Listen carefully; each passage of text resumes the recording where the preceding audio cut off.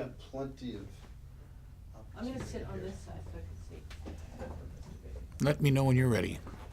That's No worries. So we're not putting any makeup good. on you unless you want. We are not putting any makeup on me. Okay. I had a feeling. How's my lipstick? Good? Your Okay. lipstick is good. Okay, good. Delish. Just checking. My hair color? Hair color is good. Okay. Let me know when you're rolling, Scoot. I'm rolling and ready when you are. So this little video is from my daughter Samantha, by her request. You were born on March 23rd, 1989, at 3:24 in the morning. You're still a night owl now.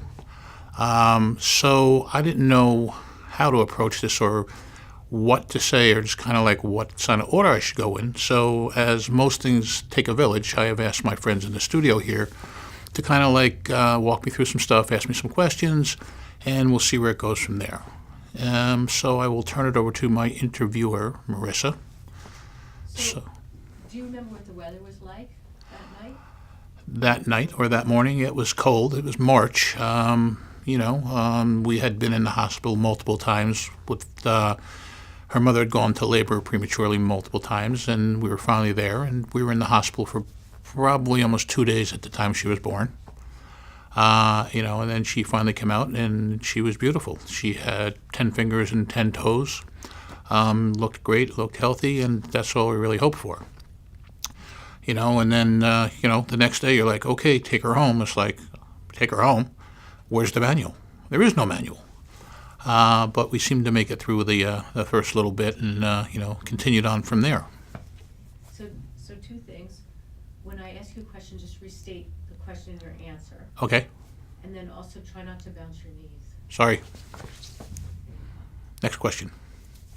Who came up with the name Samantha? Who came up with the name Samantha? I think we agreed on that. We had a boy and a girl's name. Her middle name is Lee. I came up with that. And I remember when she was little, she didn't like Samantha so much, and she wanted to change her name to Crystal. So every now and again now I still ask, Crystal, how are you today? And she just kind of laughs at me.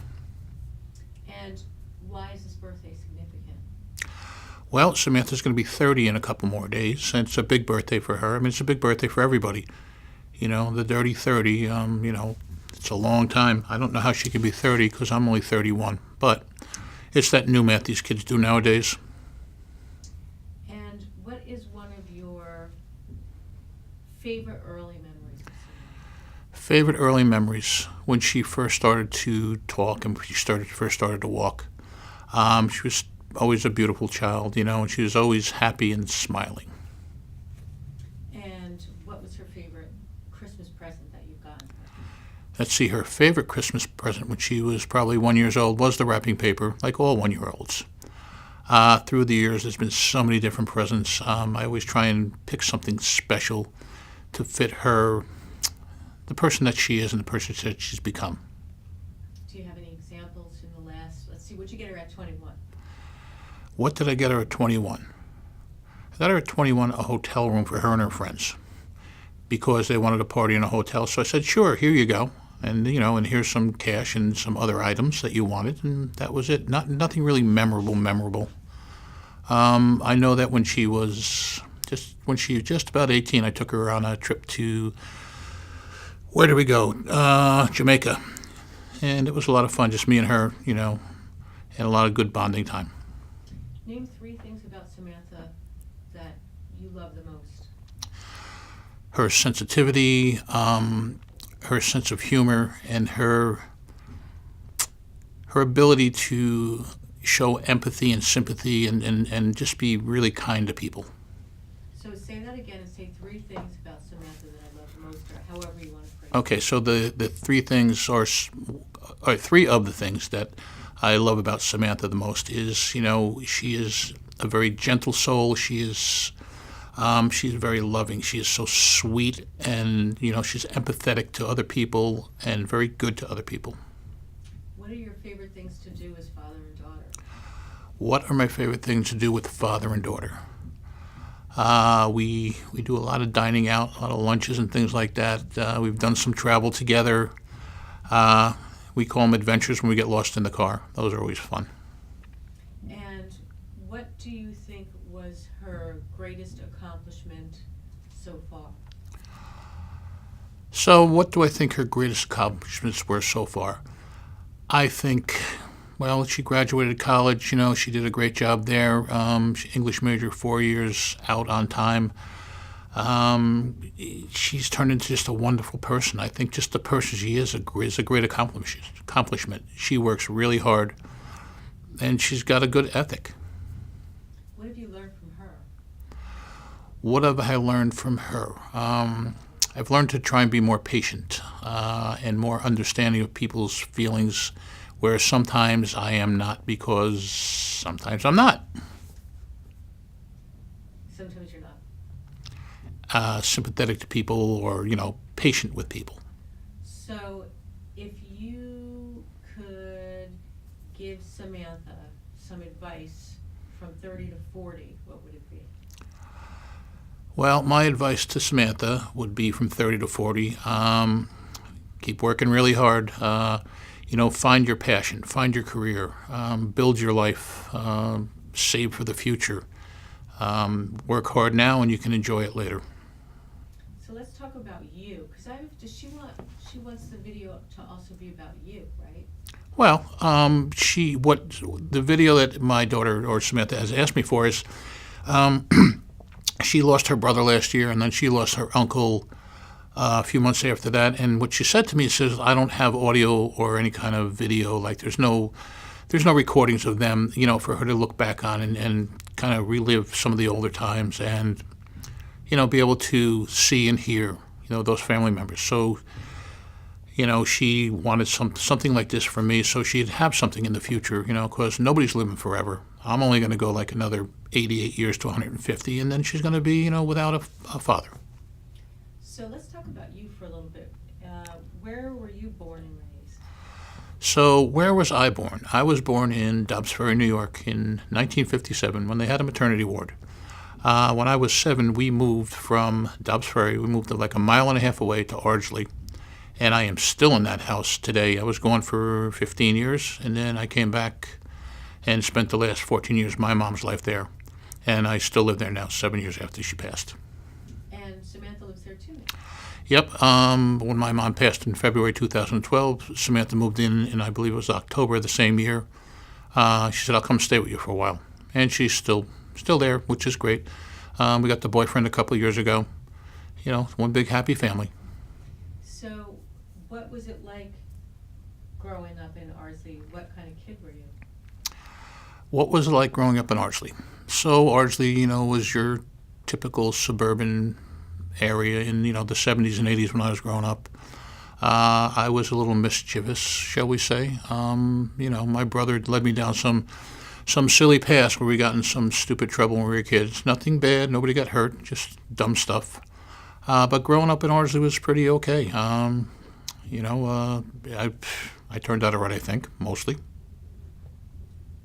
And come on, give us a little bit of dirt. Tell us something. A little bit of dirt. Yeah. Oh, I don't know. I mean, let's see. Let me give you a little bit of dirt. What did we do? Oh, we broke windows in the old school. I dated a couple girls all at the same time. I had hair to my shoulders, but I was a greaser. What else can I say? What was your first job? My first job, I worked in a pizza shop for the same guy for 6 years. And usually about once a month he'd be yelling about something and I'd be quitting. And then go back the next week. So that was an interesting time. I worked there all through high school. I started when I was 13, and I worked there through high school and after high school. I did a year of college, didn't like it, did other things. Construction, masonry, carpentry. Owned a fence company for 6 years with my brother. And then I was working in a jewelry company when I found computers. And that was 25 years ago, 27 years ago. And here I am today at HarperCollins, running my group. So looking back on your life, what advice would you give to your younger self? What would I give to my younger self? I would try to give my younger self a little more wisdom about working hard and planning for my future. Having been in the bar business also for 20 years as a bartender, every day was payday, and after 20 years I came out with a leather jacket and a broken gold bracelet. That was the net worth from that 20-year career. But I had a great time, travel 4 or 5 times a year. So, be a little smarter, work a little harder, don't be as dumb. So let's cover some first questions again, because you're a little bit more relaxed this time. So, tell us about the day that Samantha was born. So, the day that Samantha was born, we were her mother was in labor for, like I said, almost 2 days. Wouldn't come, wasn't dilated, didn't make 10 centimeters. And finally, as like I said, 3:24 in the morning, we were ready to go. Or before that, we were ready to go. And she made her first public appearance at 3:24 a.m. It was a good day. I was in the delivery room, and the doctor said, well, would you like to cut the umbilical cord? And I was like, I am sure that there's much more qualified people here than me to do that. So, and that was kind of that. So they put Samantha in your arms, and how did you feel? When they put Samantha in my arms, how did I feel? I was like, wow, look at this little life that I am now responsible for. I think there is joy. There's some nervousness, I guess, because I'd never been so much around, infants or babies like that. But it was good. I don't know what else to say about it. And what was it like when she was a toddler? Did she run up to you and give you big hugs? Was she sweet? Was she loving? When Samantha was a toddler, she was the most loving kid. She was happy almost all the time. And she loved her daddy. I remember when she was an infant, or, like maybe a year and a half old, then I would get ready to go to work, and I'd pick her up and, give her a little pat on the back. She'd throw up on my shoulder most of the times. So I had to go back, get a shower and change, and, go back to the bar and go to the bar to work. Loving child. And what was your first Christmas like with her? First Christmas. What was my first Christmas like with her? So, of course, as, new parents, well, me being a new parent, her mother having had a child before, you buy all these beautiful things for the kid, and the thing they would like most is the wrapping paper. And did she have any pets? We had cats when she was younger. I think we had 2 cats, or maybe 1 cat. I don't remember. So I love animals, but with the way I work, I don't have animals now. So tell us a little bit about what you wish for Samantha's future. What do I wish for Samantha's future? I wish for her happiness, joy, success, prosperity, love, children if she is a mind to have them. Just all the best things. For all the pain that's come, let's hope that's enough. Hopefully there'll be, not hopefully, but in the future there'll be pain, there'll be loss.